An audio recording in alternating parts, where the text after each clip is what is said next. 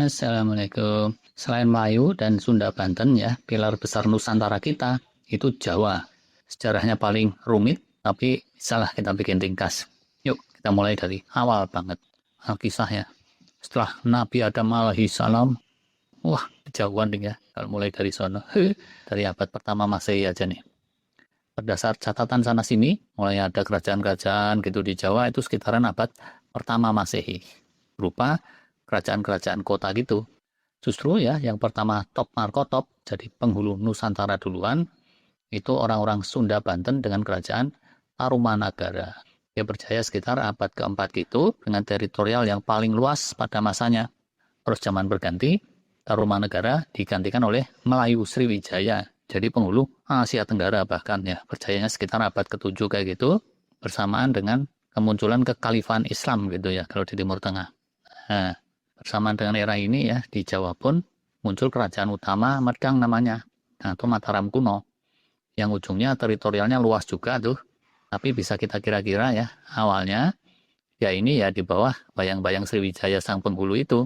Kalau Wikipedia menggambarkan seperti ini nih, di puncak kejayaannya Medang, awal banget ada yang menteorikan Medang ini bermula dari kerajaan Kalingga gitu, yang muncul di sekitaran Pekalongan awalnya. Terus Jeri sama Tarumanegara, hijrahlah dia ke Jepara ya, Pulau Muria atau apa tuh, dulu belum nempel ke Pulau Jawa. Dari situ hijrah lagi ke sekitaran Dieng, karena Jeri sama Sriwijaya yang menguasai lautan. Nah, lantas menjauh lagi ke selatan, ke Mataram kuno atau Medang itu. Pada zaman lama ini nggak ada lah tokoh Jawa yang benar-benar wow gitu ya. Paling yang suka disebut itu namanya Ratu Sima gitu ya, dari Kalingga, bukan Ratu Dangdut. Nah, Mataram kuno atau Medang itulah yang kemudian diyakini sebagai penghulunya Jawa yang di luar Jabar Banten. Kalau Jabar Banten itu kebanyakan penggemar Persib ya. Oh alah, kok sampai ke sono-sono. Medang ini ya, setelah turun ke pedalaman sempat pindah-pindah pusat kerajaan. Tapi kurang lebih ngubuknya ya di sekitaran Kedu, Sleman, Prambanan, Borobudur, daerah situlah ya. Karena di situ tuh banyak yang jual nasi pecel sama gudeg.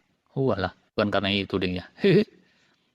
Menjauh dari Sriwijaya itu ya, lama-lama jadi susah. Akhirnya ya kerajaan-kerajaan yang lebih lemah tunduklah sama dia, termasuk Medang ini.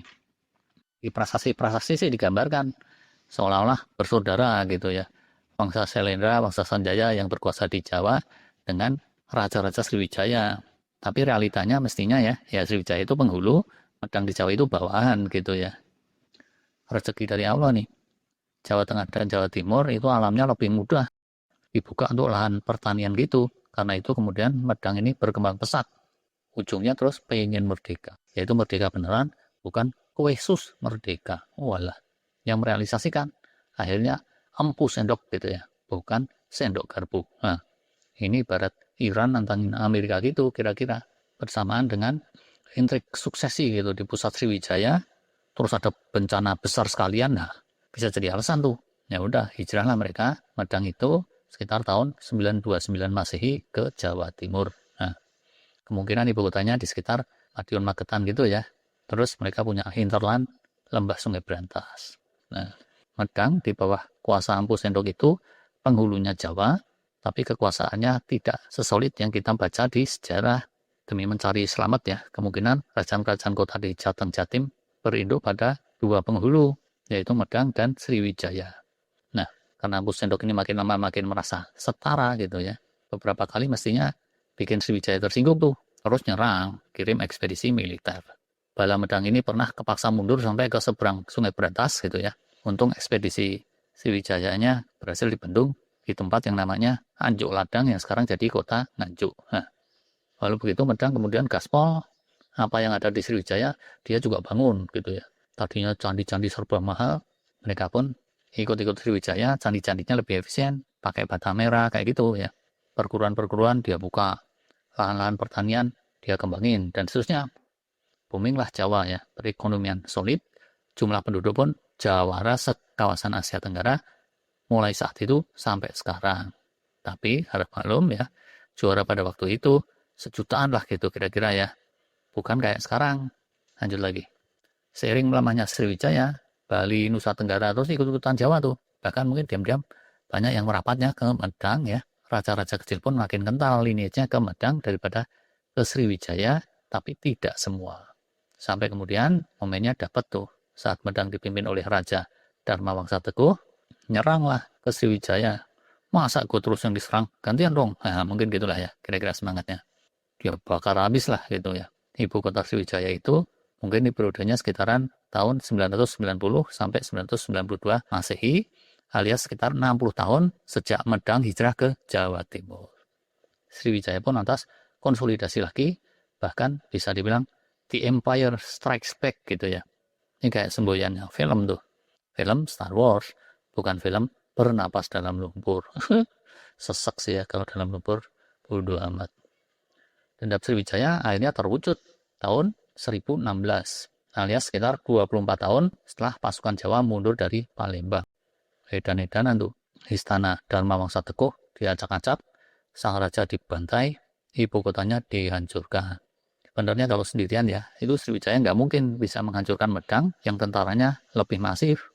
Nah, tapi bisa dikira-kira tuh, pasukan elit Sriwijaya beraliansi dengan raja-raja bawahannya di Jawa. Top leadernya dalam penghancuran ini, Kaji Wurawari namanya. Raja bawahan Sriwijaya yang basisnya di Luaram sana ya, yaitu sekitar Cepu Padangan atau Blora Bojonegoro sekarang. Jadi nama airport di Cepu, Ngeloram itu ya, sebutan sekarangnya. Penghulu Jawa kemudian ya balik lagi, teraliansi ke Sriwijaya dengan raja utamanya Wurawari itu. Didukung oleh raja-raja kecil pro Sriwijaya yang lain selama kurang lebih 3 dekade. Nah, ini jadi buat kalian ya, orang Blora Bojonegoro bisa diingat-ingat nih. Ada masanya ya, daerah kalian itu pusatnya kerajaan Jawa. Bukan selama 1-2 tahun, tapi sekitar 3 dekade. Nah, namanya balas dendam ya, bisa dikira-kira tuh. Banyak hal tidak sedap yang melukai akar rumput dan para rohaniawan. Sehingga pasca gegeran ya, yang tidak pro sama Sriwijaya tuh, raja-raja kecil tidak serta-merta teraliansi ke Wurawari.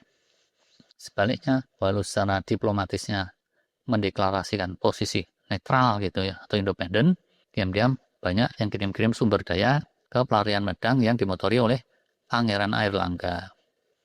Pangeran Airlangga ini sendiri bukan murni Jawa, dia tuh Pangeran Bali, ibundanya aja tuh, yang adiknya Raja Dharma Wangsa Teguh, dan dia sendiri notabene menantunya Dharma Wangsa Teguh, alias menantu merangkap keponakan. Sang raja terbantai, tapi Airlangga ini selamat, mungkin karena minum tolak angin dan Ralino ginseng. Walah, kok terus nyebut merek. Ada hubungan sih ya, sorry. Nah, Sriwijaya bisa strike back, Medang ternyata juga bisa strike back, karena ada dukungan akar rumput dari masyarakat yang terzalimi balas dendamnya Sriwijaya, terus para raja-raja kecil tadi, yang garis darahnya condong ke Empu Sendok, serta para rohaniawan yang merasa idealismenya terlukai saat balas Sriwijaya ngamuk.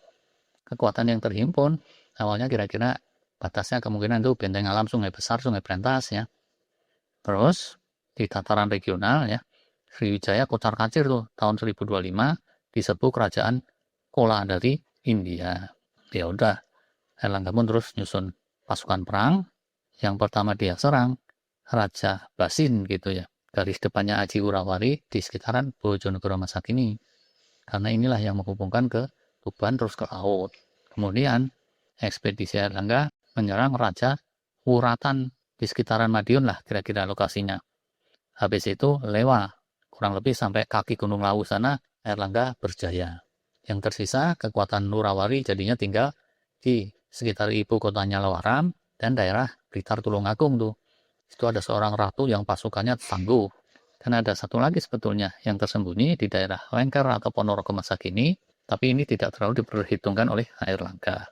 Gelombang berikutnya Airlangga ya pembersihan daerah selatan.